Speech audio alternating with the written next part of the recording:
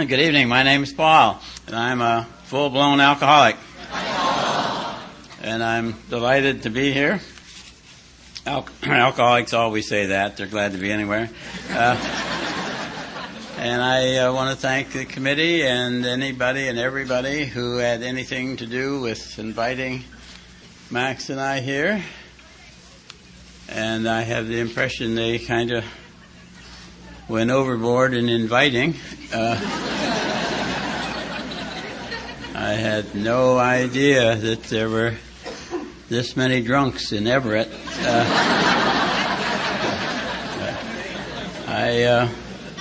I love to see alcoholics crowded together. I love it when there are too many alcoholics for the room, whether it's a big room or a little room. If you crowd alcoholics together like that, they generate a great deal of energy, a great deal of love, and I love that feeling. And so I'm not only glad I'm here, I'm glad you're here. In fact, it'd be a rather dull meeting without you.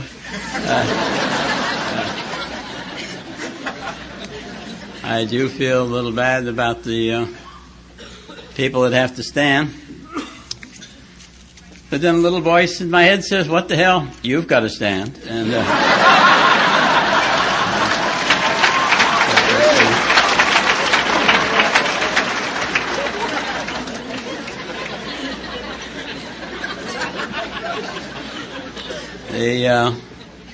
I thought there's Bear and Al did a wonderful job of reading. Read it perfectly without a single error, which is nice, but it kind of disappoints me because I kind of like the errors. I liked it like, for instance, I remember the time an older woman was reading a portion of chapter 5, and she read it as, what an odor. You know?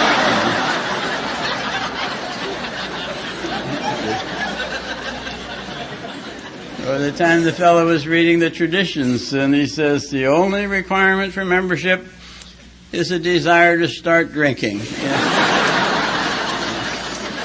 I thought that made more sense than the way we have it now. Let's be realistic.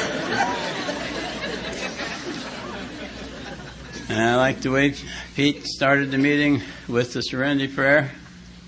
It reminded me of a short time back, I was invited to talk at a fun Saturday afternoon fundraiser in a little area in Colorado. They had the event the year before, and it had 150 people, and went well, and they decided to do it again, see if they couldn't get a couple hundred people, and they got to working on it. They invited us to come over, and then something happened, and the fellow that was doing most of the work got what they referred to as a resentment. I don't know if you have them up here or not. But he quit, by God. He wasn't going to do it. Well, that gave everybody else a resentment. And they decided, by God, we're going to have it. They'd do it themselves, and they'd have 250 people. And they got to working on it and invited a lot of people and did such a hard that there were actually 300 people. And what that did was to put a strain on the caterer. It was catered noon meal, followed by a speaker and that. But he said it was okay. He had plenty of food, but it would just take him a little time to get it prepared. It'd be a little delayed.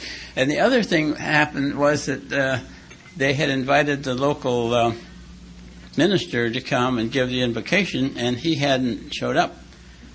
And so they went to one of the old-timers and said, if the minister doesn't show up, will you give the invocation? And he said, well, yeah, okay.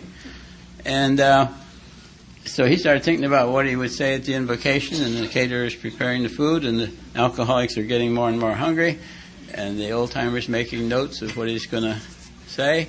And finally the caterer says, well, the food is ready, and the alcoholics wanted to run up and eat. And no, you can't eat yet. You have to have the invocation. And so they called the old-timer up to come up and give the invocation, and he got up to read his notes. and the first word on his notes was the word God, and he said God, and they all recited the Serenity Prayer and ran for the food.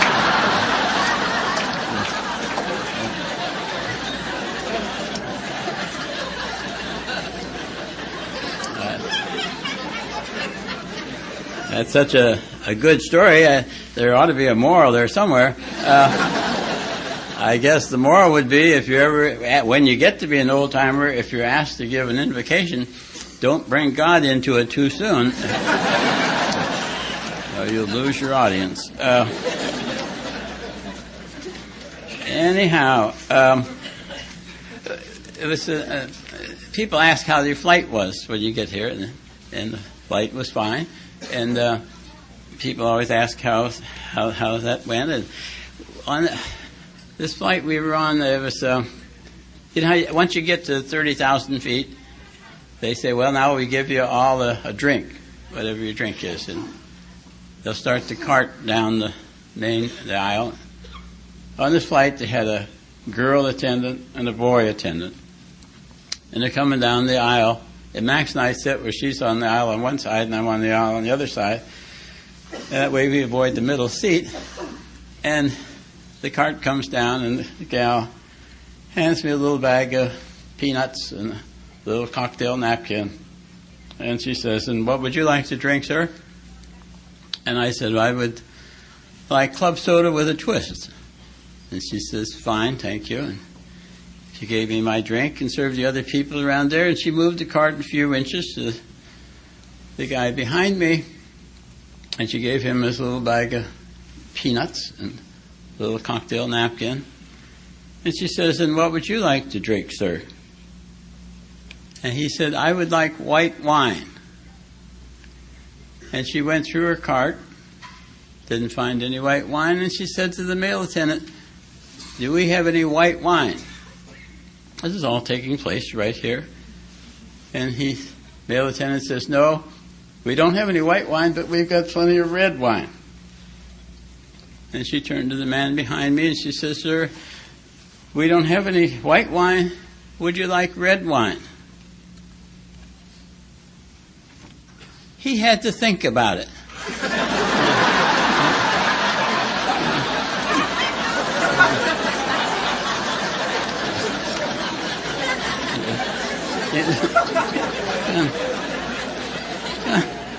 You know, I thought to think about it. It had never occurred to me what a serious social blunder it would be to drink the wrong color wine with airline peanuts. Yeah.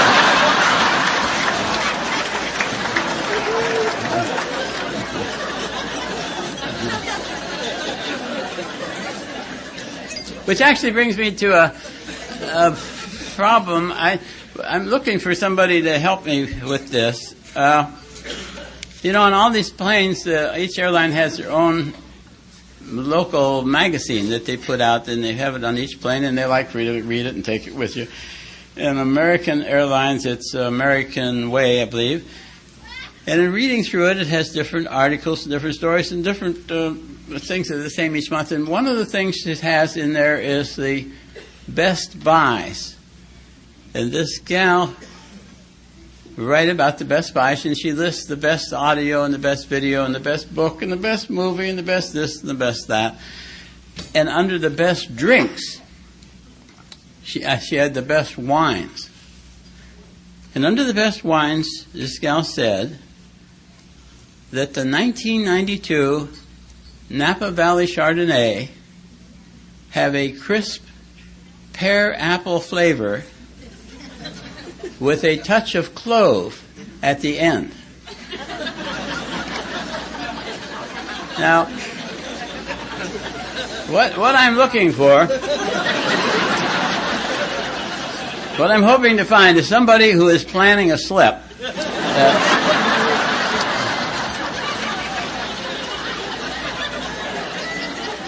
I'd like to know, but it's not worth going out to find out. If you're out there anyway, you might as well learn something useful.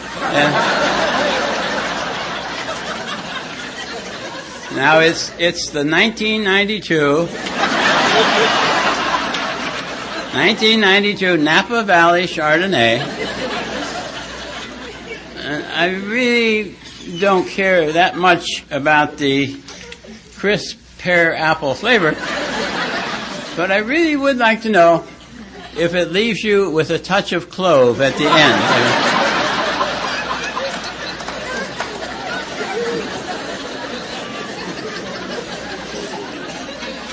Thunderbird never left me with a touch of clove.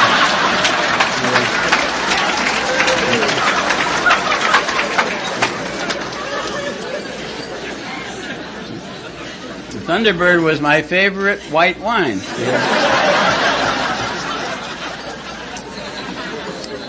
And Ripple was my favorite red wine. So anyhow.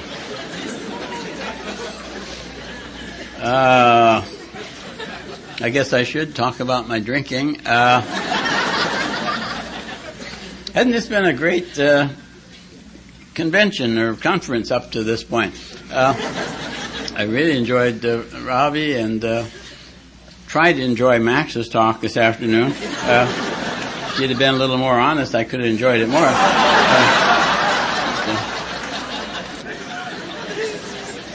It's really not at all funny. She drove me to drink for 28 years. She did. She drove me to drink for 28 years, and my last birthday, I had been sober 30 years. And so now we're even, by God. And I've been sober 30 years, last July 31st. And you know,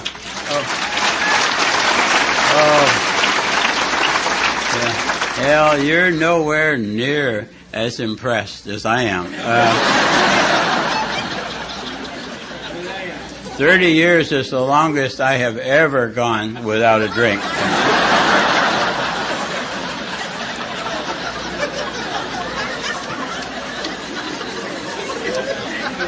30 years is a long time between drinks for me. In fact, if this keeps up, I may just give up drinking.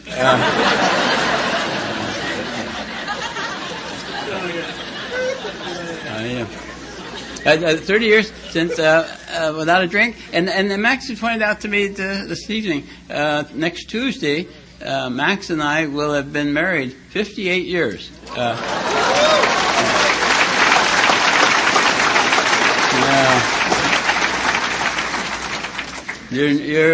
You're nowhere near as impressed as I am. You know. I'm not even as impressed as Max is. That's a long time, and in fact, we've known each other for over 75 years, I guess. And right, yeah.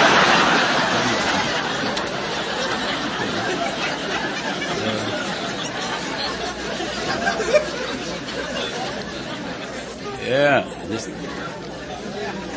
Anyhow, she was driving me to drink all these years, and it ended up that she drove me into the nut ward, is what she did. I ended up in the nut ward of the hospital I was on the staff of. How yourself? I didn't think it was very damn funny. In fact, it was a bad place to be. It was the St. Joseph's Hospital in Orange, and they're fanatics there. They're fanatics on making leather belts. Really, you can't get out of there until you make a leather belt or ashtray or something useful. And I swear, if they had a Senate investigation or something, they'd probably find their people have been there for years, and they won't let them out till they make something. And they try to convince me that the quality of my life would improve if I learned how to make a leather belt. I told them, I said, that's ridiculous. I said, I've got a whole wall full of licenses and certificates and diplomas and papers to prove that I've been educated way beyond my level of intelligence. And I don't see how making a leather belt would improve my life in any capacity. I didn't understand the philosophy, and besides, I didn't understand the instructions.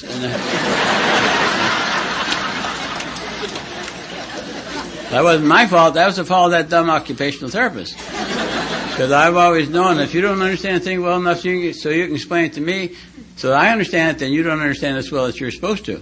And she had explained it to me 3 times. I wasn't going to embarrass her by asking her a 4th time. I remember sitting there in a nut ward commiserating with myself about the series of misdiagnoses and poor medical management and bad breaks that a nice guy like me ended up in a place like that. And as a matter of fact, my background is doctors have a patient they have problems with, they'd send them to me, and I'd do a history and a physical and tell them what's wrong with them and tell them how to treat them, and I was good at it. And Max and I built up a big practice. How Max got into it was that she was the girl next door, and when I got through in pharmacy school, I wanted to go to medical school, but it was during the Depression. My family didn't have any money, and they didn't want me to be a doctor anyhow. They wanted me to stay home and run the family drugstore, and I wanted to go to medical school, and there was no money. So my answer to that was that I married the girl next door and suggested she work my way through medical school. And I figured the least I could do is let her work in the office for 25 years. No salary, of course, because she was a member of the family.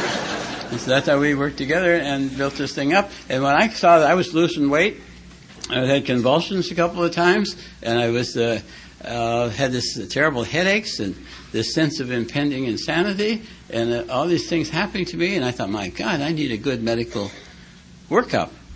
And I agreed with me that I needed a good medical workup. And I realized that I was the best diagnostician I knew at the time. And so I sat down and had a consultation with me. Did some lab work, did a bit of a physical examination, and I went over the weight loss and the convulsions and the headaches and the sense of impending insanity, and it was obvious. I had a brain tumor. And I'd die and you'd all be sorry, by God. You know? And here I was in the nut ward. They missed the diagnosis at the Mayo Clinic. And here I am in the nut ward of this hospital, local hospital, and while I'm commiserating with myself about all this stuff that's happened to me, this dumb psychiatrist who couldn't see that the problems were marital walked up behind me and wanted to know if I'd be willing to talk to a man from Alcoholics Anonymous. And I thought, God almighty, don't I have enough problems of my own without trying to help some drunk from AA? I didn't know anything about alcohol. The only thing I knew about alcoholism was if you treat one alcoholic, they'll all start coming to you. They all start coming to you, then the good patients will stop coming to you. Then all you'll have is alcoholics, and that they never pay their bill or keep their appointments anyhow. But I could tell by the look on the psychiatrist's face that he thought it was a good idea. I don't know if you know that or not, but happiness on a nut ward is having a happy psychiatrist. And I was willing to go to any lengths to make him happy. And I said yes. And in no time at all, this clown comes galloping into the room yelling, "My name is Frank and I'm an alcoholic."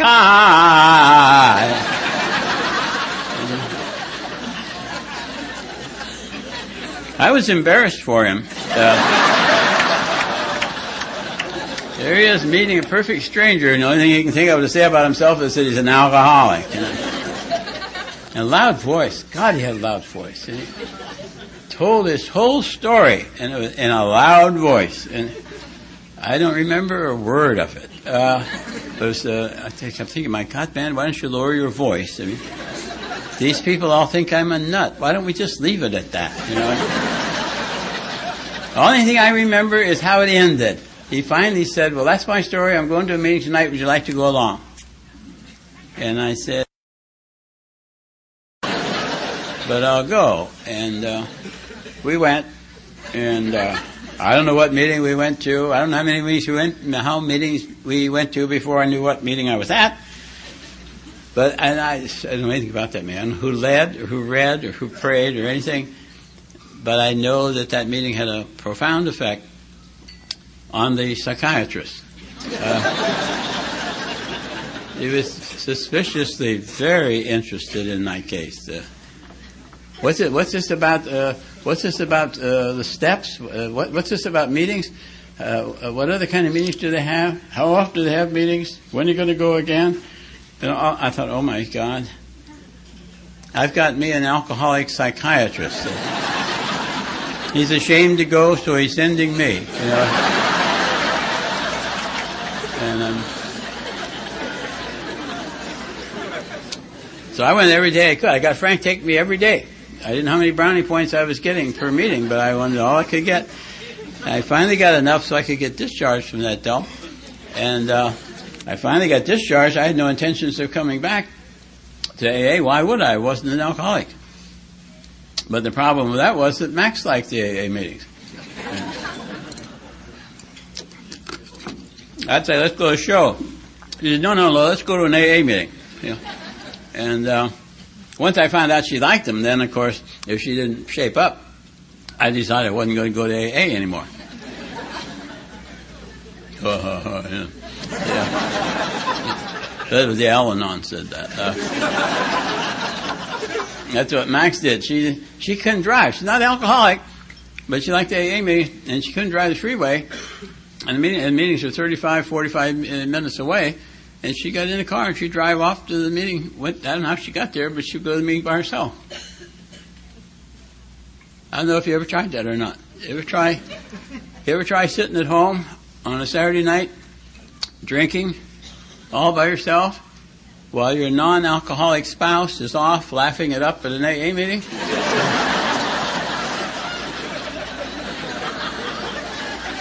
I thought it was rude.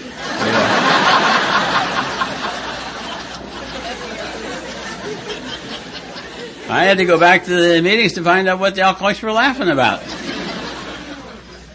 I found out they laugh at anything. They laugh just to be laughing. I went to meetings for 7 months. And then I went to one meeting too many. And I found myself laughing.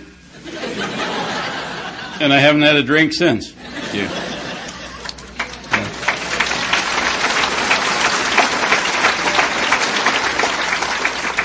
The laughter has been very therapeutic for me and very spiritual.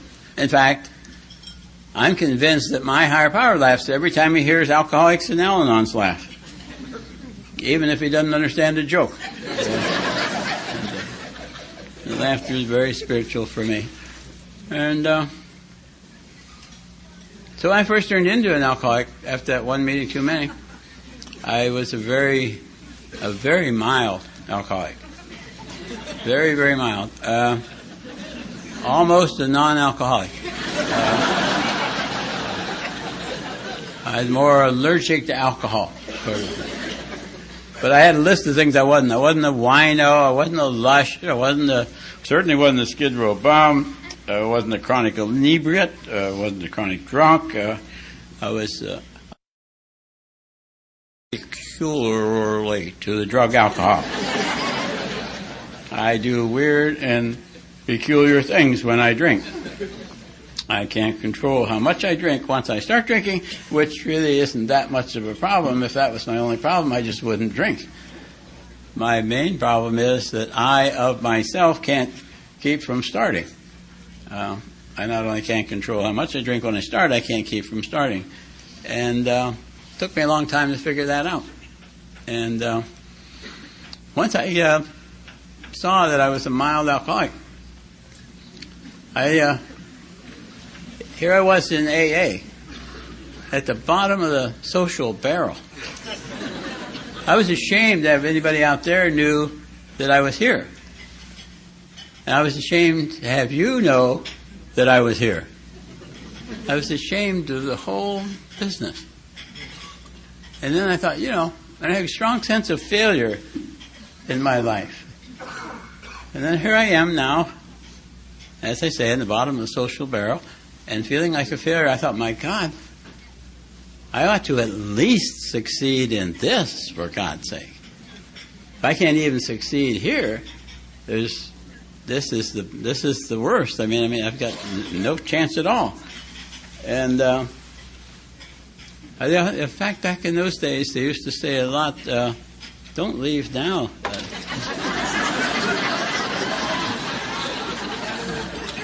I thought it was just building up to something, for God's sake. That makes you afraid to get up and walk out, doesn't it? When the rest of you, by God, won't leave, I'll say.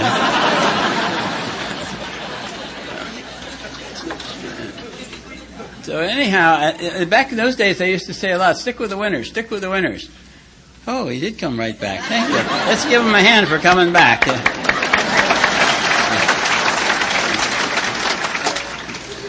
I used to say, "Stick with the winners." And I thought, well, if I'm going to stick with the winners, I better know what a winner is. So I talked to Chuck C., who'd been sober, 100 years or so. And I said, "What's a winner?"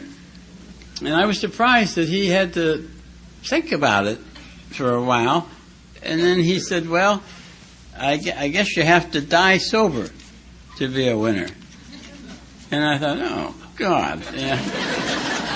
I'd always planned on being a saint, and I'd even gotten the book, Lives of the Saints, in the big, thick book, and I'd been reading through it to find out which saint was going to be my role model.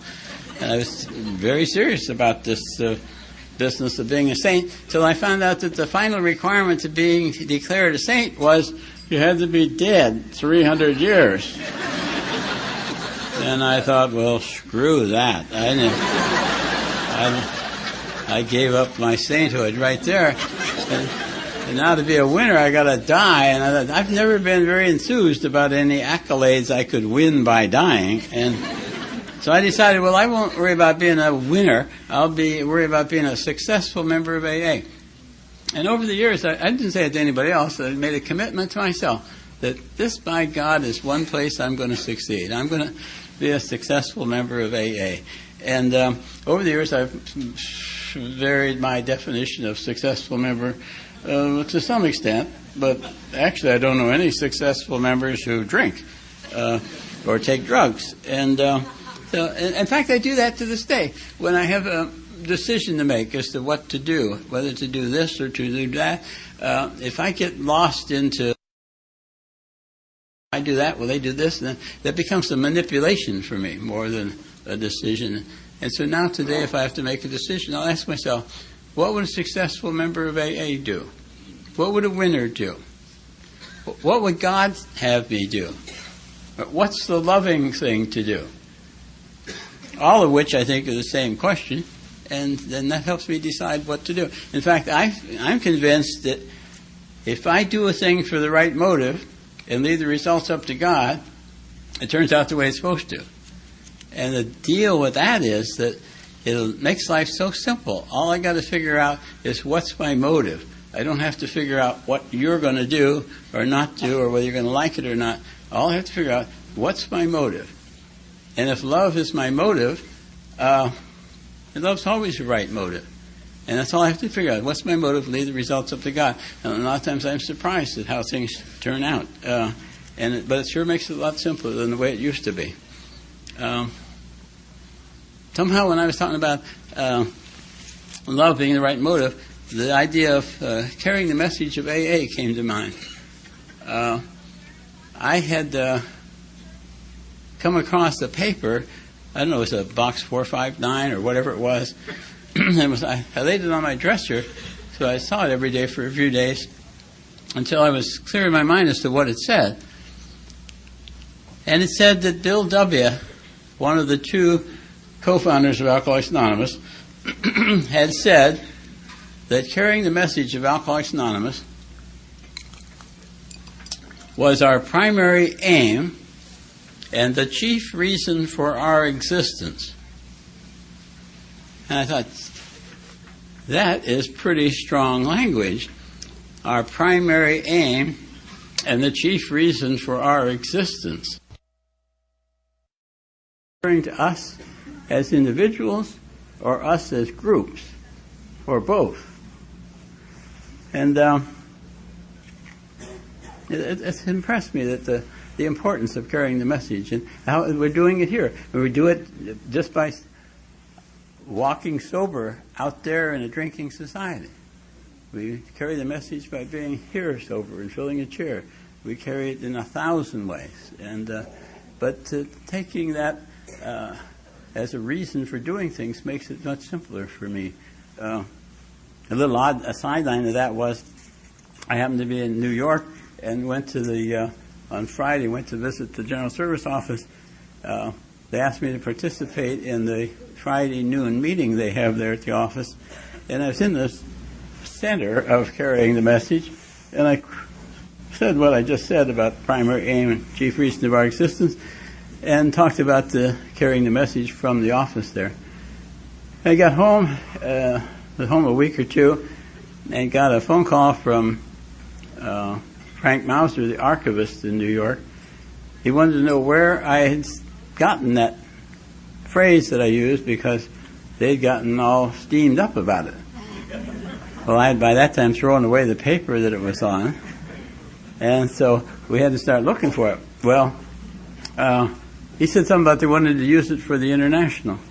And so I was talking to a gal named Annette. They call her Annette the Jet because she loves to work on problems like that. And within 20 minutes, she found the phrase in the AA Comes of Age on page 129, fifth line from the bottom. And so I sent the thing by email to Frank on the stationery for the International Convention. And I don't know how I got into that long story. I wish I'd never started that. I think I've come to the end of it. Anyhow, the problem I have, I thought that was terrific, the way Pete was able to say that if people are talking and you want to hear, you're authorized to tell them whether they take it outside because you want to hear. We're here to listen. And I thought, God, how wonderful. Wouldn't that be great if I could do that with all the people in my head?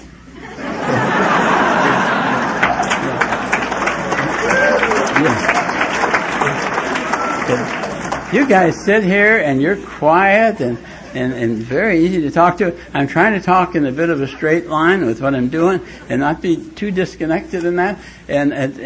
But the people in my head are, God, I'm glad you can't hear what I got to listen to.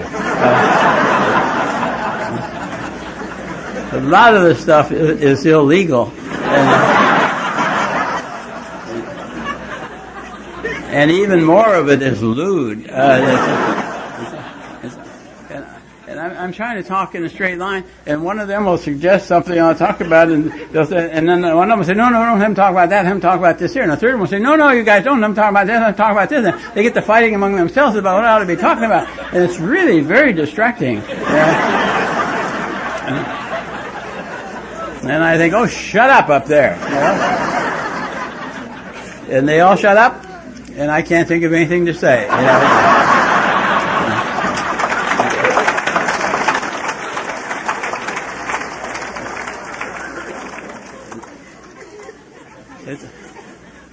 It's even like here at the table. I mean, they had tea there. Well, the tea has caffeine in it, and even if I drink decaffeinated, caffeine really triggers them, really gets them going. And even if I drink decaf, I'll lie down at night and almost be asleep. And one of them will say, do you suppose that really was decaffeinated?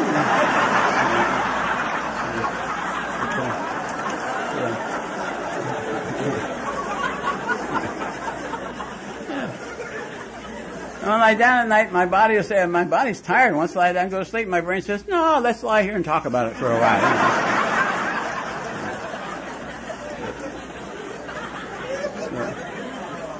Or even if I get to sleep, around 3 o'clock, 3:30, they'll say, hey, wake up. We've had an emergency meeting, and we need to talk to you.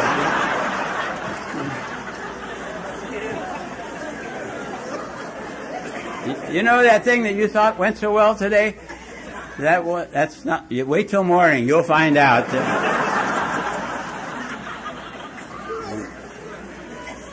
I think, boy, I don't want to listen to that crap. I'll roll over and go back to sleep.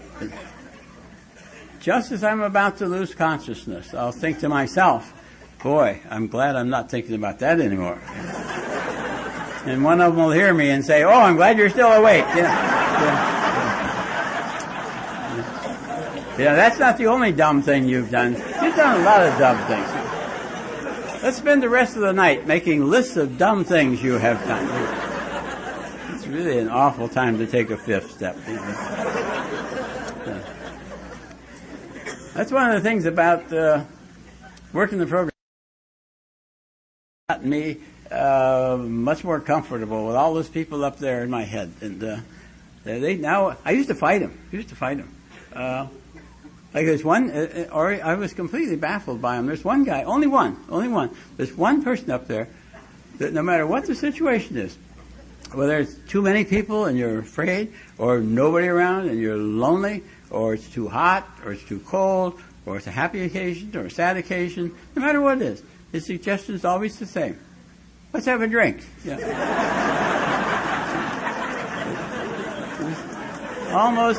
It was almost like a command from God, you know.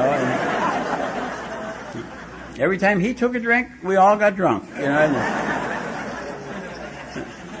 But today, I just realize who they are. They're just them. That's my disease talking, and all these other goofy people up there. And I don't fight them at all. I mean, it's like defects of character. Might as well get friendly with them, because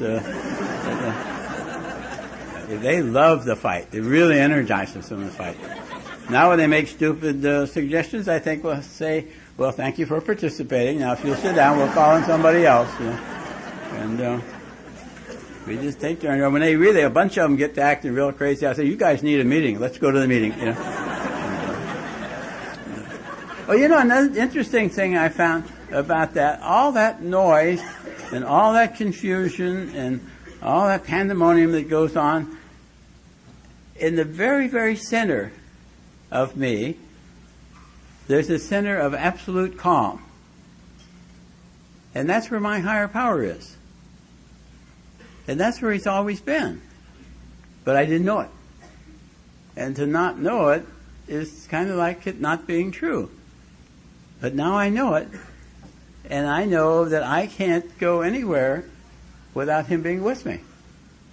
And that's a great counterbalance to the personality in my head that's always afraid. No matter what it is, no, don't do that. You'll screw it up and they'll all laugh at you. But now I know that my higher power is with me, just anywhere I go. And I like that. That's very comforting. In fact, somebody said to me, asked me the other day, they said, do you still get nervous when you're going to talk? And I said, well, I don't call it nervousness. I call it anticipatory anxiety. But I said, besides, I alter the third step prayer. I love the third step prayer. In the morning, when I awaken, before I'm even really awake, I like to say the third step prayer, the serenity prayer, and the sub-step prayer. And for those who are new, the third step prayer, the third step is made a decision to turn our will and our lives over to the care of God. And the third step prayer says, God, I offer myself to Thee to build with me and to do with me as Thou wilt. Relieve me of the bondage of self that I may better do Thy will, and so on. And then at breakfast, Max and I say the serenity prayer, third step prayer, seventh step prayer, and we read some stuff, Al-Anon literature and other literature, and then we have a period of silence. And throughout the day, when I'm going to do something that I'm a little apprehensive about, or a little bored, or just whatever, I'll say those three prayers again. And, but like I said, if I'm going to talk, the third step prayer, and I'll modify it. And I'll say, God, I offer myself and this situation to you to do with as you wish. Now, I would like it to turn out phenomenally successful. But if you have it in your mind that this is the night for me to make a complete ass of myself, well, at least one of us will have a good time.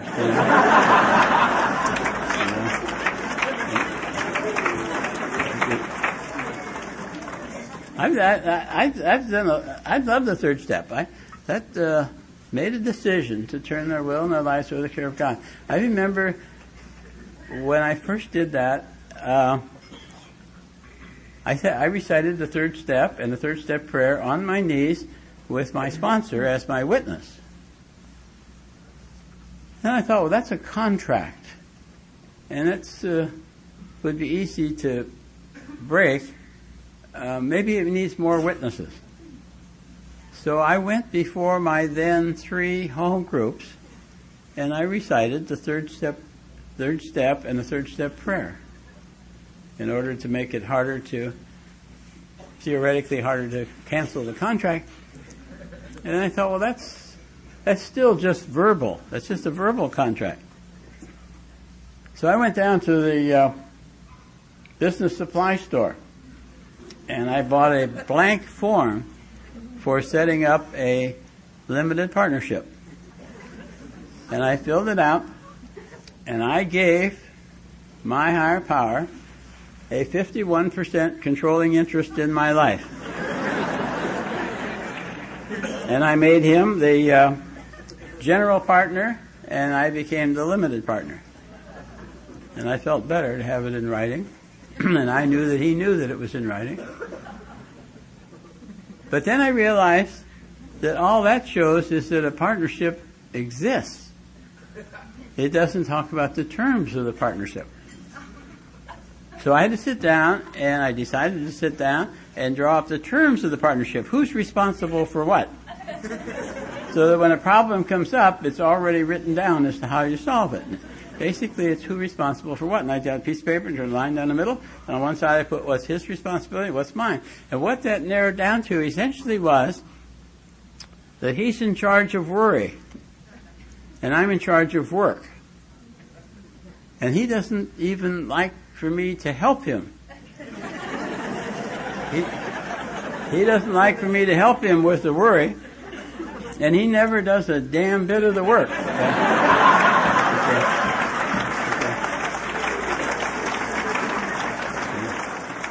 What's mine's mine, and what's his is his, you know. And I tell him, I'll pedal and you steer. And for God's sake, watch where you're going.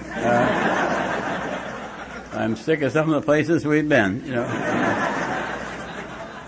And it's worked out pretty well for me, and I like that. I stayed around the program long enough to find out that I needed to go to meetings to stay sober. And I watched people who stayed sober on just meetings and saw a beautiful sobriety. People go on a meeting every day, maybe. Had beautiful sobriety right up to the time where they got drunk. And then I decided I needed to do the steps in order to stay sober, and I gotten involved in doing the steps. And then I watched people who had done that, who had come to meetings long enough to find out they had to work steps, stay sober, work the steps, and once they worked the steps, they got so sober they didn't need the meetings anymore. And got drunk after 10, 15, 20, 30 years. And so I decided I need both the steps and the meetings. I need both. I can't do it alone. I can't do it. I can't, but we can, as they say. And, you keep me sober. My efforts to keep me sober didn't work, but my efforts to help you stay sober keep me sober. In fact, I got involved with some papers, mimeograph sheets that I got from down in Texas, where people they got together and they would have a commitment to read their assignment before the meeting, and at the meeting answer the questions on the sheets It was how to study the first 164 pages of the book. And when they came to a step, they would do the step. It wasn't a step study, it was a step do it. And there were parts, steps missing, typos and all that stuff. And so I sat down and I put it together and I made a pamphlet out of it and took the risk of having some printed. And then I thought, well, now what am I going to do with these? You can't sell them because it's really just the big book, how to study the big book. There's nothing there except what's in the book. And so I remembered computers, software, where they have shareware. Instead of selling the program, people get it for free, and then if they like it, they decide to pay for it. So I'll put the pamphlet out, and if people use it and want to make a donation to keep more printed and pay for the postage to mail them out, they can do that. And so I put them out, gave them out to anybody that wanted them, and enough money dribbled in, I had some more printed, and that's been picking up momentum. And up to this day, I've printed 22,000 of those and distribute them for free. And the point of how I got into that long story, there had to be a punchline there someplace. I thought that the point that I'm interested in about that was that because of that involvement with that and people saying, when am I going to start a group to do it and when am I going to be another group and so on, I've been involved in it enough that it's turned out that, not by plan, but it just worked out that about every 5 years I've redone all the steps to the best of my ability. I haven't necessarily rewritten the whole fourth step and all that stuff, but I've done what I see necessary, and I've redone all the steps about every 5 years. And every time I've done that, I've moved to a new plateau in my sobriety. It's just, remember how it was the first time you did the steps? It moved on. And how am I going to end that story? I have to get away from that. But anyway, I'm glad I did it. And then one of the things that I was talking about Max and I being married such a long time, we've made kind of a hobby out of interpersonal communications. Because as she said earlier, our communications were zilch. We were better at fighting than any other kind of communication. And as I said, she was very difficult to live with. I've come up with some basic beliefs in that. And I like to believe, I choose to believe, that people treat me the way I have taught them to treat me. That if I don't like the way people are treating me, there's something I need to do about me, not something I need to do about you. And I have come to believe also that a measure of communication is the result it produces. That if I'm communicating with somebody else and I don't like the result, it's not their fault. It's my fault that I'm not communicating effectively. And I like that. That brings it back to me. There's something I can do about it. It's much easier. It's difficult, but it's much easier to change me than it is to get somebody else to change. We came into the program, Max was working on me, and I was working on her. And the harder we worked, the worse it got. And I understand that's the way it is that many couples going into marriage counseling and that. And so what we've learned in the program is I've got my program, she's got her program, we each work on ourselves. It's like Elsa C. used to say, when two people each have their own program, it's like two railroad tracks, separately but together, going in the same direction, with all those meetings holding it together. And it's a great way to go. It's a great way. I just love being, I love this way of life. I love AA. I love the AA way of life. I love it enough that I love being an alcoholic. I had a hard time becoming an alcoholic, and it But now that I'm where I am, I love being alcoholic. I love being an alcoholic now that I'm sober. It was kind of a drag there for a while. Let me say this, and I'll sit down. Speaking of computer programs, somebody was showing me a program where you put data in the computer, and this program would make a chart out of it, make a pie chart or a bar graph, and color it and fancify it. Beautiful thing. And I thought, what would a graph of my life look like if I had a giant computer and all the facts of my life put in the computer? What would a graph of my life look like? And I become convinced it would be a giant V. It resemble like the Jelinek chart, for instance. That my life started way, way over there, and it's going to end way, way, way, way over there. And from where it started until July 31st, 1967, it was on a downhill course. Now, it wasn't a straight line down. It was just enough ups to keep me confused.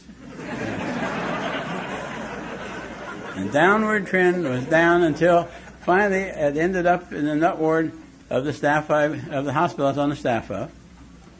And that wasn't bad enough. I had to go to AA. I went to AA for 7 months, one meeting too many.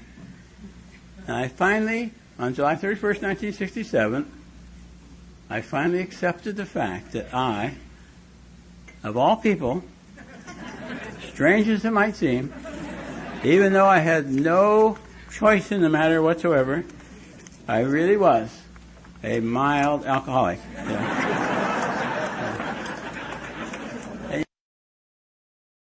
And getting better and better and better.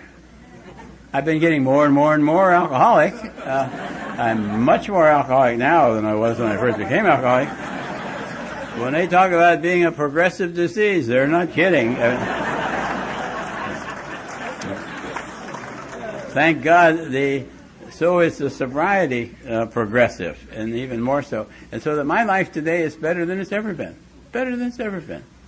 Marriage is better than it's ever been. My spiritual life, everything, everything that counts and that matters is better than it's ever been. And the thing about it is, as far as I can see, the only thing that determines how high that can go on this side is how long I can stay around doing the things I'm doing that's keeping on an uphill curve. And of course, it's not a straight line up, it's up and down. Some weeks, some months, some years are better than others, but the long-term trend is up and up and up. And when it does go down, there are 100 things I can do to get it back up. Go to more meetings, start a meeting, call my sponsor, call the newcomers, read the book, all sorts of things we can do. Or we can just wait. It's like Winnie E., the Al-Anon speaker, used to say. She said, in those dips, she said, it was the only Bible quote she ever used. She said, the Bible says, and it came to pass. The Bible does not say, and it came to stay. My feeling is, when people like us have a dip, when we hurt, we either drink or grow. And if we don't drink, all pain becomes growing pain. We can't come out of a bad situation the same as we went in. We're either worse off or better off. We're worse off if we drink. If we don't drink, we're always spiritually better off than we were. But the point that fascinates me is the point of the V. The point of the V. The one act of acceptance, of accepting one reality of my life, accepting that reality of my life, changed the course of my life. And I'm really impressed with that. And then I think to myself, as smart as I am, and as good looking, why did it take me so damn long to accept that? And what it comes down to is, I confused acceptance with approval. I did not approve of me being an alcoholic. And therefore I wouldn't accept it. I thought the two were the same. That if I accepted it, that proved that was evidence that I approved of being an alcoholic, and I didn't approve. And because I didn't approve, I couldn't accept. And that's not what acceptance is at all. Acceptance is accepting the reality of a situation And once you accept the reality of the situation, then you have a choice. So acceptance is empowering, because then we have a choice of what we're going to do about it. But until we accept, we can't do anything. It's not condoning it when you accept. It's just facing the reality, the fact of the thing. And I took most of my lifetime to figure that out. And, my time's up, and I don't want to sit down.